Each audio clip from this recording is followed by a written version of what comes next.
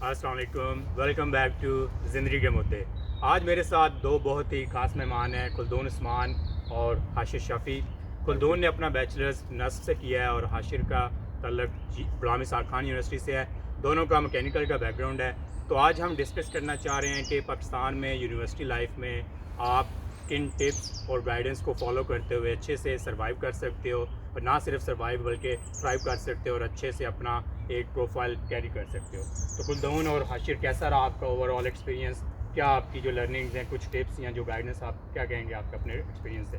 خیر، ہم جس مائنڈ سیٹ کے ساتھ یونیورسٹی میں آتے ہیں نا، جو ہمارا نظریہ ہوتا ہے، آبویسلی وہ نظریہ ہم اپنے اے لیولز یا ایف ایس سی کے بیک گراؤنڈ سے لے کے آ رہے ہوتے ہیں، اور وہ نظریہ آبویسلی پھر تبدیل بھی ہوتا ہے. اس میں کوئی شک نہیں ہے، کیونکہ آپ جو ٹائم گزارتے ہیں آپ کو پتہ لگتا ہے کہ جس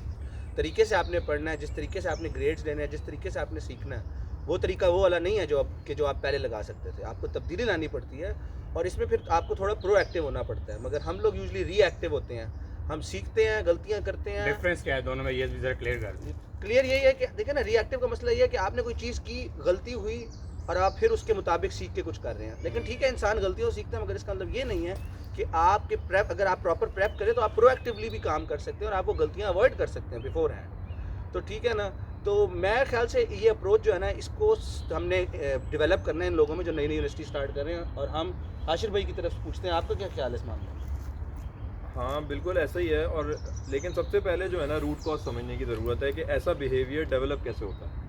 اور اس بیہیویئر کی ڈیولپمنٹ کے پیچھے جو ریزن ہے وہ یہ ہے کہ ہمارا جو سوشل اسٹرکچر سیٹ اپ ہے، جو ہمارا ایون صرف پاکستان میں نہیں، باقی کیونکہ ہم نے ادھر بھی دیکھا دوسری کنٹریز میں بھی،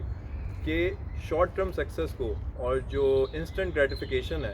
اس کو لوگ بھی اپریشیٹ کرتے ہیں. فیملیز میں پیرنٹس، ٹیچرز، اتنی اویئرنیس ہی نہیں ہے کہ بچے کا اگر گریڈ اچھا آ گیا ہے کرامنگ کر کے آخری دن، تو لوگ اسے بہت اپریشیٹ کریں گے. اور یہ آپ کو بعد میں ریئلائز ہوتا ہے، اور ہر کسی کو ڈفرینٹ اسٹیج آف لائف پہ ریئلائز ہوتا ہے کہ جو ہماری جو ایجوکیشن تھی، it was not just about grade, it was about learning. اور خاص طور پہ میرا یہ اوپینین ہے کہ ایجوکیشن کا جو سول پرپز تھا وہ تھا to learn the art of learning, تاکہ آپ بے شک. یہ سیکھ سکیں کہ سیکھنا کیسے. تو ظاہر سی بات ہے، ابھی بھی میں ایک اسٹوڈنٹ ہوں اور ہم لوگ اسٹوڈنٹ ہی رہیں گے، اور اپنا ساتھ ساتھ اپنے آپ کو امپروو کرنا یہ ہوتا ہے. بہت اچھا پوائنٹ حاشر نے ریز کیا ہے کہ سیکھنا کیسے ہے، یہ بہت ضروری اسکل ہے. ٹھیک ہے، کیونکہ ہوتا یہ ہے کہ آپ ہمیشہ موو آن کر رہے ہوتے ہو. ٹھیک ہے، آپ کی جو لائف ہے وہ ڈائنامک ہے، چیزیں چینج ہو رہی ہوتی ہیں. فار ایگزامپل جیسے مکینیکل انڈسٹری چینج ہو گئی ہے. ٹھیک ہے، آج سے 5-10 سال پہلے جو چیزیں بڑی ان ڈیمانڈ تھیں، آج وہ نہیں ہیں. آج آپ کو نئے اسکل سیکھنے کی ضرورت ہے، جو کہ عموماً ہماری ڈگری میں لیٹ سے کروائے نہیں جاتے. اگر آپ کا رائٹ مائنڈ سیٹ ہے کہ ہاں یار کچھ بھی ہے جیسے بھی ہے، آپ کا ایک ایٹیٹیوڈ ہے لرننگ کو لے کے، آپ کوئی بھی چیز کا پروسیس فالو کرتے ہوئے کہ یار ڈیلی بیسس پہ میں نے ڈیلی کا کام ڈیلی کر کے، یا آپ اگر لیٹ سے آپ کو کورس فالو کر رہے ہو کہ نیا سافٹ ویئر سیکھنا چاہ رہے ہو، تو آپ اسے اچھے سے اسٹیپ بائی اسٹیپ قدم لیتے ہوئے سیکھ سکتے ہو. اصل میں نا، یہ اس طرح کی مینٹیلٹی سے بھی آتا ہے کہ اگر آپ نے روز کی کوئی روٹین بنائی ہوئی ہے نا، تو اس روٹین میں اگر آپ روز کا روز تھوڑا کچھ سیکھ رہے ہیں یا تھوڑا کچھ پڑھ رہے ہیں، ان دونوں چیزوں کو آرام سے کرنا اکٹھے بڑا آسان ہے. کیونکہ اگر آپ عین وقت تک سارا کچھ چھوڑیں گے اور پھر ایک دم سے سارا کچھ کرنے کی کوشش کریں گے، آپ سے صحیح طرح ہوگا بھی نہیں، اور آپ کی روٹین بھی خراب ہو جائے گی. تو آپ اگر دونوں چیزوں کو شروع سے مینٹین رکھیں، روٹین بھی چل رہی ہو، ساتھ ساتھ آپ روز کا روز سیکھ بھی رہے ہوں، تو ان دونوں کو ساتھ کرنا بڑا آسان ہے. لرننگ بھی، جسے ہم کہتے ہیں کیومولیٹو لرننگ، ہو جاتی ہے، آپ کے مائنڈ میں بلڈ ہونے لگ جاتے ہیں سلولی، اور وقت کے ساتھ ساتھ آپ کو اتنا ایفرٹ بھی نہیں کرنا پڑتا ہر دن کے مطابق. تو یہ بڑی اہمیت نہیں ہے آپ کے خیال میں؟ نہیں، یہ خلدون نے بڑی اچھی بات کی کہ ہیبٹ فارمیشن کے اوپر، اور بلال نے بات کی کہ نئی اسکل سیکھنے کے اوپر. تو ہیبٹ فارمیشن، نئی ہیبٹ بنانا یا نئی اسکل سیکھنا، اس میں جو لوگوں کو پرابلم ہوتا ہے نا، اس میں ڈیفیکلٹی لیول ہر بندہ ایک ڈفرینٹ اسٹیج سے شروع کرتا ہے. تو اس دونوں چیزیں جو ہے نا، مطلب خلدون نے تھوڑا سا کور کر دیا کہ کس طرح سے کیا جا سکتا ہے. کیومولیٹو لرننگ کا جو کانسیپٹ ہے، ضروری یہ ہے کہ آپ شروع سے ہی اپنی بیسکس اسٹرانگ رکھیں. تو فار ایگزامپل اگر ایک میکینیکل انجینئر ہے، اب اس کو ڈیٹا سائنس کے بارے میں سیکھنا پڑ رہا ہے یا آرٹیفیشل انٹیلیجنس کے بارے میں سیکھنا پڑ رہا ہے، اگر اس کی بیسک میتھمیٹکس اسکلز جو ہیں، اگر اس نے اچھی طرح سے پڑھی ہیں، اس کے کانسیپٹس کلیئر ہیں، تو وہ بہت ہی آرام سے نئی اسکل ڈیولپ کر سکتا ہے. اور ہیبٹ فارمیشن میں بھی اس کو ایک ایج ہوگا، کیونکہ اس کے پاس ایک ٹیکنیکل بیک گراؤنڈ ہے اچھا، اور وہ دوسری لائف اسکلز بھی بہت آرام سے سیکھ سکتا ہے. تو تو ابھی اگر کوئی بندہ لیٹ سے کوئی بندہ نیا یونیورسٹی میں اپنی اسٹارٹ کرنا چاہ رہا ہے، ٹھیک ہے، اور لیٹ سے بیچلرز میں یا ہائی اسکول کے بعد جو لوگ نئے آ رہے ہیں، ٹھیک ہے، تو ہیبٹ فارمیشن کو اور لرننگ ایٹیٹیوڈ کو، کیونکہ آپ یونیورسٹی میں جاتے ہو جیسے ہمارا تھا، تو آپ کا ایک ایم ہوتا ہے کہ یار میں نے ہائی سی جی پی اے لینا ہے، ٹھیک ہے، اور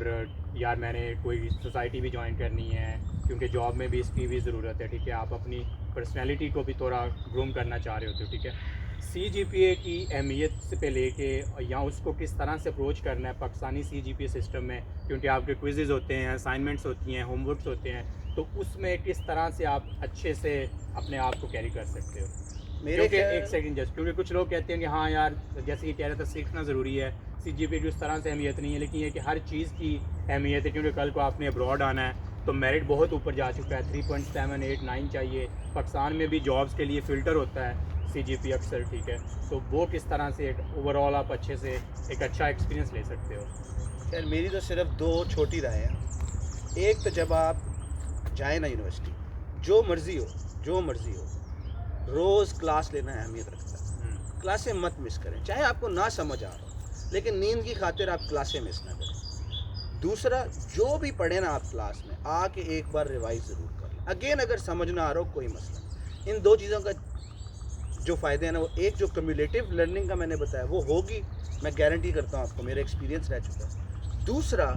وقت کے ساتھ ساتھ آپ چیز کو جب 1 بار 2 بار 3 بار 4 بار دہرا رہے ہیں نا، آپ اس کو ہر بار نئے نظریے سے دیکھتے ہیں، اور ایونچولی آپ کو وہ نظریے کے تھرو اس کی گریسپ آ جاتی ہے، اور اس سے آپ کے کانسیپٹس اور آپ کا جی پی اے، اسائنمنٹس، کوئزز، سب کچھ برابر میں بڑھیں گے۔ کیوں عاشر بھائی؟ کیومولیٹیو لرننگ والا کانسیپٹ اور ریپیٹیشن والا کانسیپٹ بہت اچھا ہے اور کافی ہیلپ فل ہے لرننگ کے لیے،